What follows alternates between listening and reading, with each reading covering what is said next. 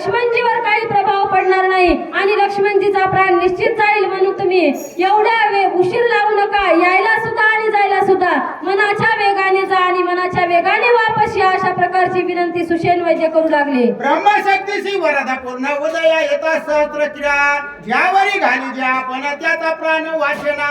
अशा प्रकारे म्हणजे ब्रह्मशक्तीला ते वरदानच आहे की ज्याला कोणाला ती लागेल आणि दिवस निघायच्या अगोदर जर त्याचा विलास नाही होईल तर ती वाचवू शकणार नाही. हा देवांना सुद्धा सुटणारा बंध नाही म्हणले. मग लक्ष्मणजीला आपण कसं वाचवणार, अशा प्रकारे सुषेण वैद्य मारुतीला याला सांगू लागले. या लागे कपिनाथा सवेग गमन करी आता, सौमित्र वाचवा वया सर्वता श्री रघुनाथा सुख देय. अशा प्रकारे म्हणजे तुम्ही लवकरात लवकर जा आणि लक्ष्मणाचा जीव वाचवा.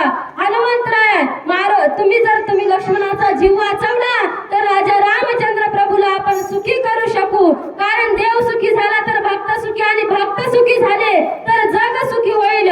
म्हणून तुम्ही लवकरात लवकर जा आणि औषधी घेऊन या, अशा प्रकारची विनंती मारुती रायाची सुषेण वैद्य करू लागले. राजा सुग्रीव आपण प्रार्थित झाला वायुनंदन, शीघ्र करून या प्रयाण बंधू लक्ष्मण उठवावा.